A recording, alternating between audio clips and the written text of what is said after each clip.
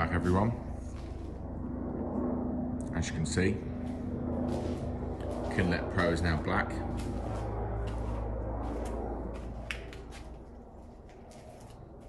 I think it looks really smart. Didn't really like the silver, so went for black. Matches the truck and other things that are coming, so yeah. Today we are going to be processing 8-inch kindling into a bulk bag. We've got an order for 3 bulk bags of 8-inch kindling. These are obviously already been dried in the kiln and stored undercover since, so should fly through nice and dry. So I'm just going to do a little time lapse, show you how quickly it fills this bulk bag. It's roughly a 0.65 meter bulk bag. As you see, nothing on there at the moment. I'll set up a little time lapse and you can see this thing pump out some kindling. Hasn't been turned on at all today, so it is cold. I find when it's cold, it's a tiny bit slower, but it really picks up when it gets warm. So yeah, we'll crack on.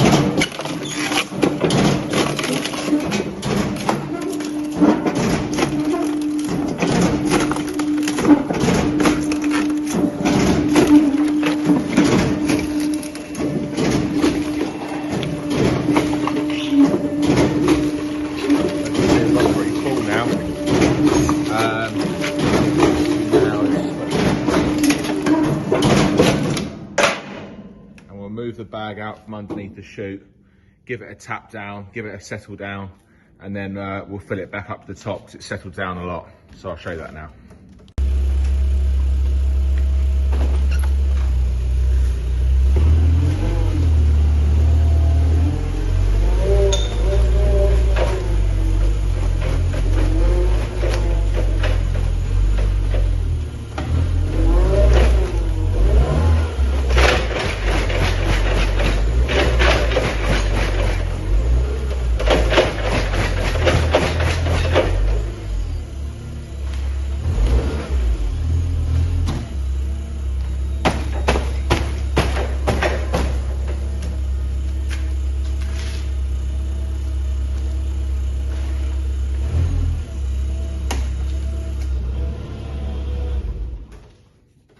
So as you can see, settled down quite a lot. Turn the machine on again and we'll just fill that back up. And I even give it a good mound because in transport on way to my delivery, it also settles down again. But as you can see, a lovely clean sample, regular sizes. I've got it set it quite small at the moment.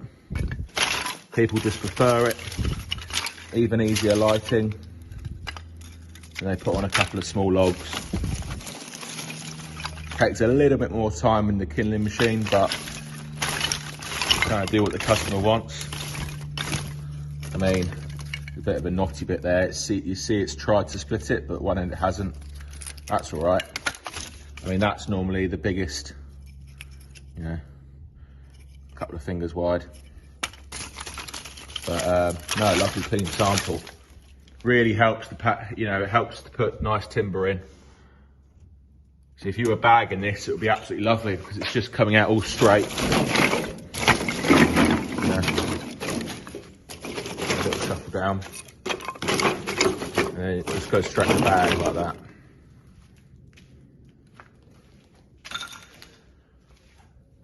You see me looking through here.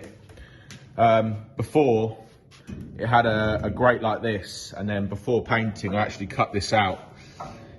I struggled to look through here to see what it's doing.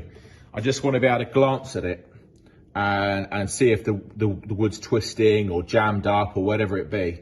I am planning on putting either Perspex or some sort of bulletproof glass or something like that, probably Perspex, and then just putting it inside here for health and safety, because, you know, a bit might fly out, but I haven't had it yet.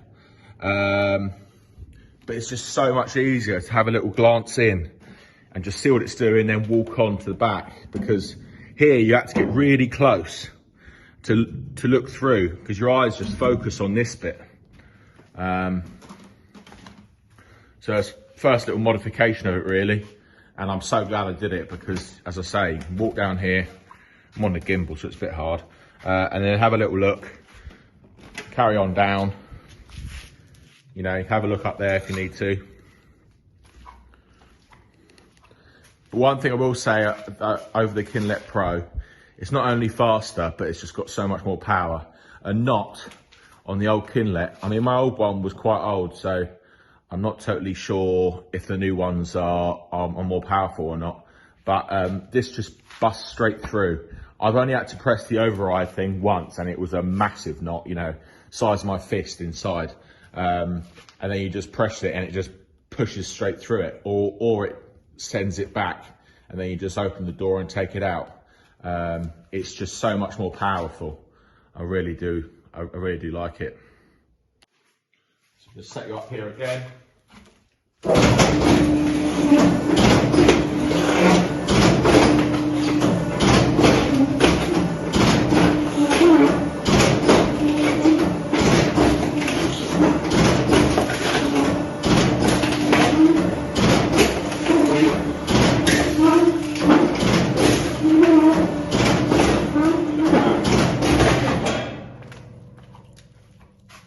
I practically guarantee my old Kindlet would have stopped on that knot. It's just busted straight through it. Yes, it's messy, but that now goes in. I didn't have the stop time, and now it just goes in the burner bin just there.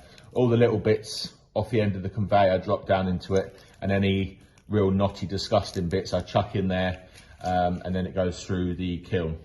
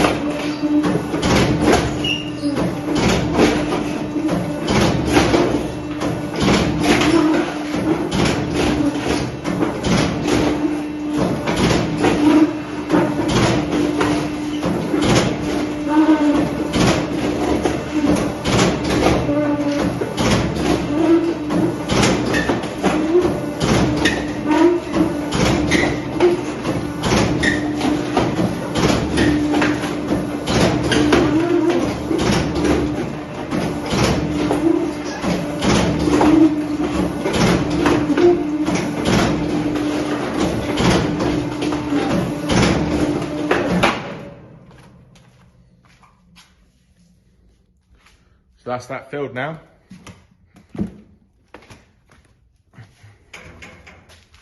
I've just checked the time and that took me about 8 minutes. Really didn't take long.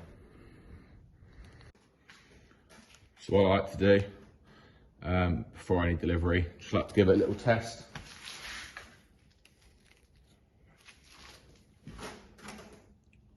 (10.9%).